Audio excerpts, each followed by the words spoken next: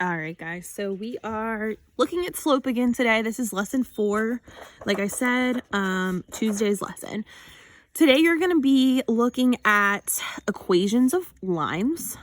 So we'll go over and kind of review what the equation of a line means. Remember, it's always y equals some number with an x attached plus some number on the end. We referred to m in the past as the rate or the slope. They mean the same thing. And we've referred to b in the past as the initial value. That's just that number that goes on the end. What did your graph start at? That's the initial value. Okay, so I can look at this graph here and determine that the initial value is 2. So that's just something that you just look at the graph for. And I can tell that the slope, which is change in y over change in x, remember from yesterday. Remember, any 2 points will give you the slope. So I'm just going to do between a and b since they're right there for us. If I go from a y value of 4 to a y value of 8, that's an increase of 4. And you can see how they calculated that right there for you, 8 minus 4. If I go from an x value of 3 to an x value of 9, from 3 to 9, 9 minus 3, that's a change of 6. So they said the slope was 4 over 6. That is a fraction that can be reduced though.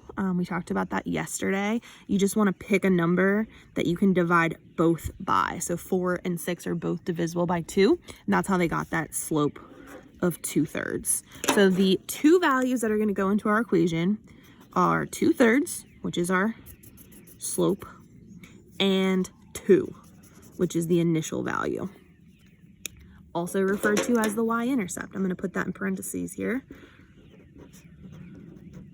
So then the equation of the line, you would just say y equals 2/3 x instead of mx plus 2.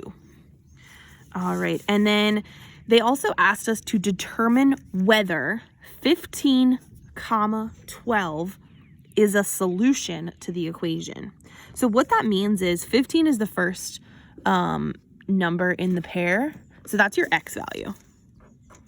12 is the second number in the pair, so that's going to be your y value. So you just want to determine, does this combination of x and y fit into my equation? So you can see they just used the equation here, and they substituted, that means replace, y with a 12, because that's the y value that we're testing up here. And same with x. X, they replaced with a 15. And then you just calculate. 2/3, that means 2 divided by 3 times 15 is 10. When I add 2 to that, I get 12. So the right side matches the left side, which means it is a solution. All right, so that's where we're headed today. That was your worked example. We're going to try some on our own next. All right, Pamela is planning a fundraising event. The cost per person, that's a rate, is 20. Write an equation that models the total amount of money raised. I can already tell that because they used the words per person, that is the rate.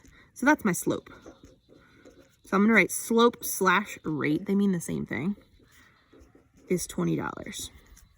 If you didn't recognize that right off the bat, you could just pick 2 points that are on the line, and you could write the coordinates. I'm going to use 120 and 360, and you could calculate change in y over change in x. Same thing. Y is 60, y is 20, 60 minus 20 is 40.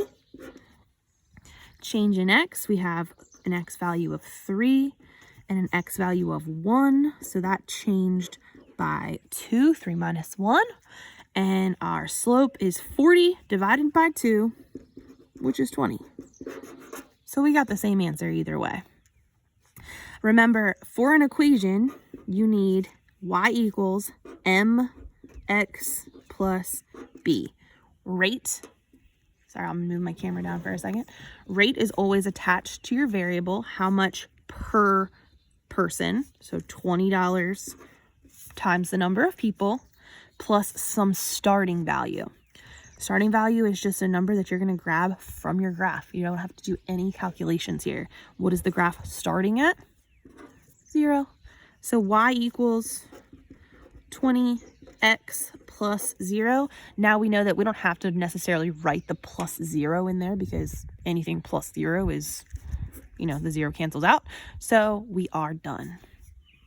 I'm going to go ahead and move on to the guided learning example. We have to represent the line within an equation and then determine whether or not 8,6 is a solution, meaning is it going to work in this equation.